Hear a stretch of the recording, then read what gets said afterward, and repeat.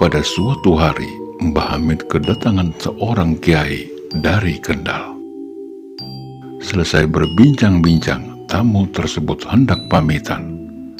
Tiba-tiba Mbah Hamid menitipkan salam untuk Mbah Samud, orang yang kesehariannya berada di daerah Pasar Kendal. Tamu tersebut begitu bingung kenapa Mbah Hamid sampai menitipkan salam untuk Mbah Samud yang dianggap gila oleh orang-orang di daerahnya. Kemudian tamu tersebut bertanya, "Bukankah Samud orang gila, Pak Kiai?" Mbah Hamid sambil tersenyum berkata, "Beliau adalah wali besar yang menjaga Kendal dan Semarang. Rahmat Allah turun, bencana dihalau. Itu berkat beliau. Sampaikan salamku." Sesampainya di Pasar Kendal, dia menunggu sampai keadaan pasar sepi, lalu menghampiri Mbah Samud yang sedang tidur di emperan toko, beralaskan kardus bekas dan berselimutkan sarung lusuh. "Assalamualaikum, Mbah." Orang gila itu seketika bangun, lalu menoleh keheranan karena yang datang seorang kiai masyhur di kota Kendal. "Siapa yang mengutusmu kemari?" "Mohon maaf, Mbah, saya hanya menyampaikan salam untuk panjenengan dari Mbah Hamid Pasuruan." Sontak Mbah Samud berteriak dengan suara begitu keras, "Ya Allah, apa dosaku sehingga engkau membuka identitasku?" Ternyata orang yang selama ini dianggap gila adalah waliullah, sohibul wilayah Kendal dan Semarang. Serapi apapun, pada akhirnya rahasia seorang wali akan terbuka oleh seorang wali juga. Wallahu a'lam bishawab.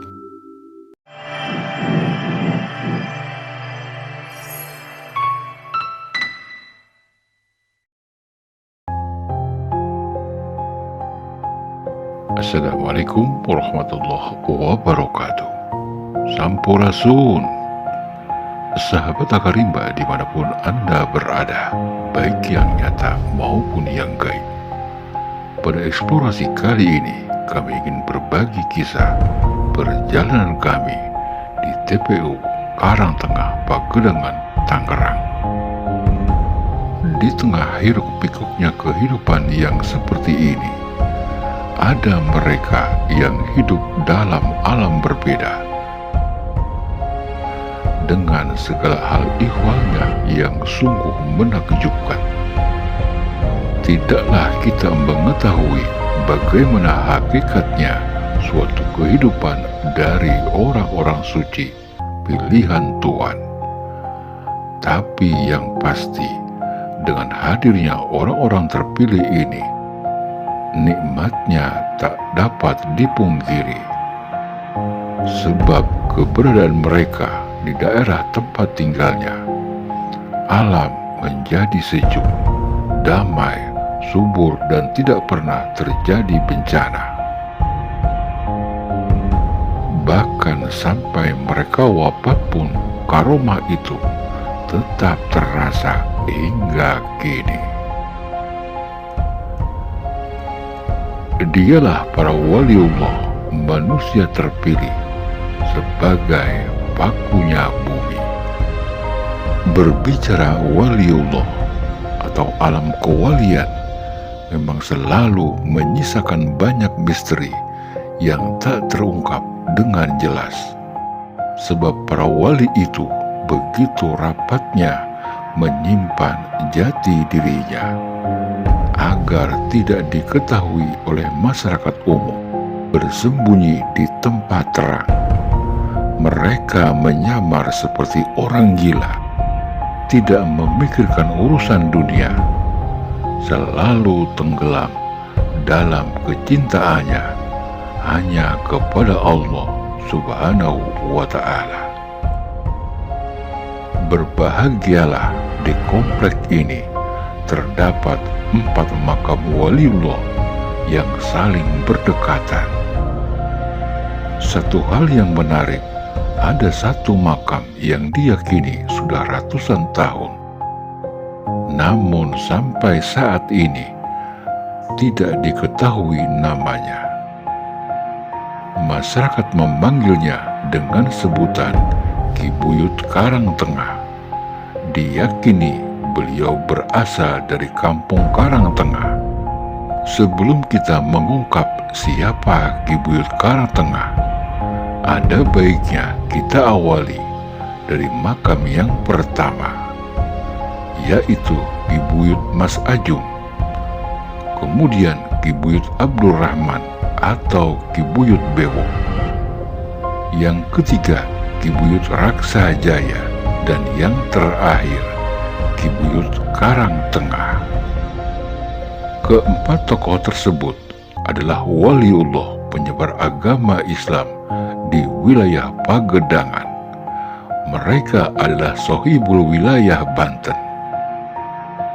Menurut Bapak Mad Isa, seorang warga dari Karangtengah, beliau mengisahkan Ki Buyut Mas Ajung yang semasa hidupnya menyamar sebagai orang gila dan baru diketahui setelah beliau wafat. Di sana banyak ditemukan buku-buku tasawuf, hadis, dan lain-lain. Masyarakat meyakini beliau adalah waliullah yang sedang menyamar.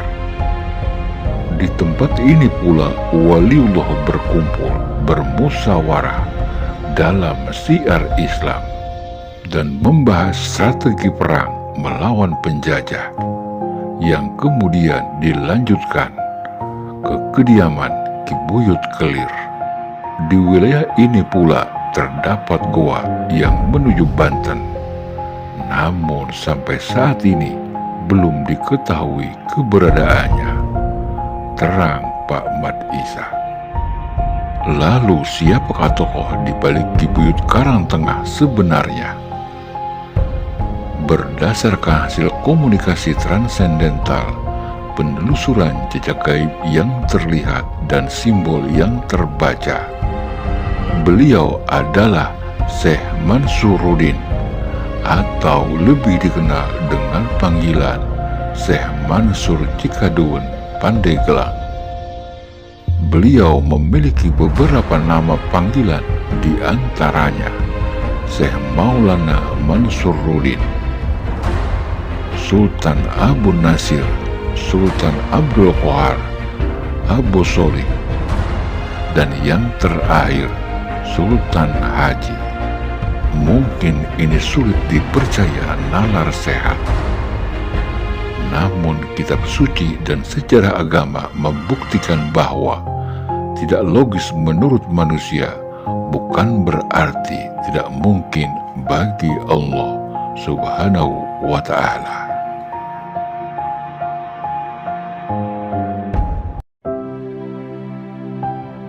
Demikian serpihan kisah mutiara-mutiara pilihan semesta.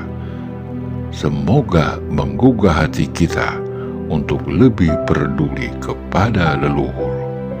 Semoga bermanfaat dan menghibur Anda semua.